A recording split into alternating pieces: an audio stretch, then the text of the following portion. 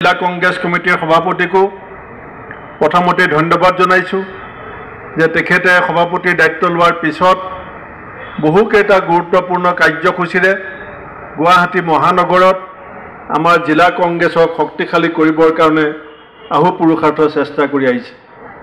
আজি ৰাতিপুৱা बातৰি कागजत এটা ডাঙৰ বিজ্ঞাপন দেখিলো একেবাৰে পূৰ্ণ পৃষ্ঠাৰ যে চৰকাৰে আজিৰ পৰা निमक चेनी और दाली निर्धारित मूल्य राइजक दिब। एडभार्टाइजमेंट देखिले एनेकुवा लागे जे अखोमर राइजे आजिर पराहे प्रथम माने निमक खाब। एडभार्टाइजमेंट देखिले एनेकुवा लागे जे अखोमर राइजे आजिर पराहे प्रथम दाली खाब, आजिर पराहे प्रथम चेनी खाब।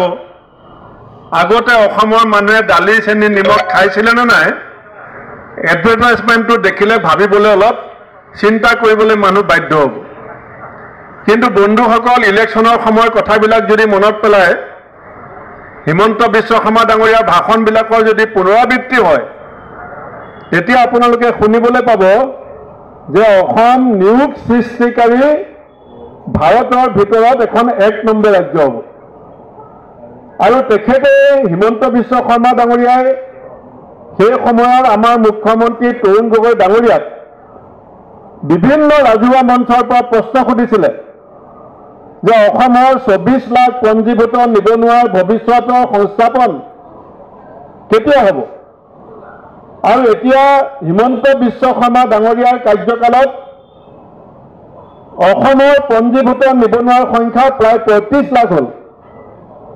24 लाख निबनुৱাৰ दायित्व लব खोजा বিজেপি सरकारों मुख्यमंत्रीजনৰ কাৰ্যকালত এতিয়া 10 লাখতকৈ বেছি পঞ্জীভূত নিবনুৱাৰ সমস্যা বৃদ্ধি পালে।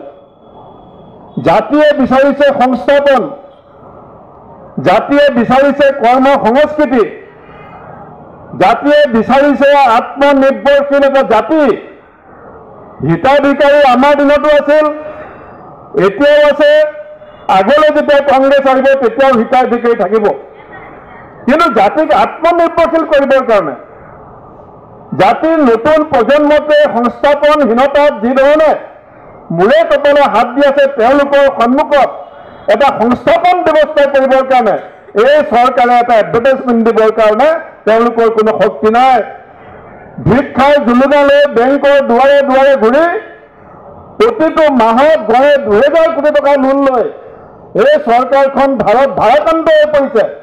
কিন্তু তেওঁলোকে ভাবিছে যে নিমখ খুৱাই পেলাই দালি পইচা কেইটামান কমাই দি তেওঁলোক পুনৰ চৰকাৰলৈ ঘূৰি অহাৰ সপোন দেখিছে। মই ইয়াৰ পৰাই আমাৰ দলৰ কৰ্মীসকলকো কম যে কেৱল যদি হিতাধিকাৰী আঁচনি সৃষ্টি কৰিলে চৰকাৰ বাৰে বাৰে শাসনলৈ ঘূৰি আহিব পাৰে তেতিয়াহ'লে ভাৰতবৰ্ষত কেতিয়াও কোনো ৰাজ্যত কোনো চৰকাৰ নেবাগৰিলেহেঁতেন। মানুহে সমস্যাৰ সমাধান বিচাৰিছে। কৰ্ণাটকৰ বিভিন্ন জাতিক জনগোষ্ঠীৰ মৰ্যাদা দিয়া হ'ল বিজেপিৰ শাসনকালত, অৰুণাচলৰ বিভিন্ন জাতিক জনজাতিৰ মৰ্যাদা দিয়া হ'ল বিজেপিৰ শাসনকালত।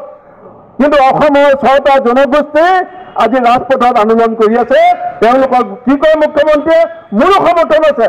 যদি মুখ্যমন্ত্ৰীৰ সমৰ্থন আছে সেই কথা অসমৰ বিজেপিৰ সাংসদসকলে মুখ্যমন্ত্ৰীয়ে দিল্লীত গৈ কেন্দ্ৰীয় মন্ত্ৰীৰ সন্মুখত ৰাজহাড় ফোন কৰি বুকু ফুন্দাই ক'ব নোৱাৰে কিয়? কেৱল ৰাজনীতি কৰি আছে। আজি আমাৰ উমা চেত্ৰী বিশ্ব বিজয় কৰি আহিলে। এই বিজেপিৰ শাসনকালত গুৱাহাটী এয়াৰপৰ্টত চানি লেৰণিক ঢোলে ডগৰে আদৰে। কিন্তু অসম কন্যা উমা চেত্ৰী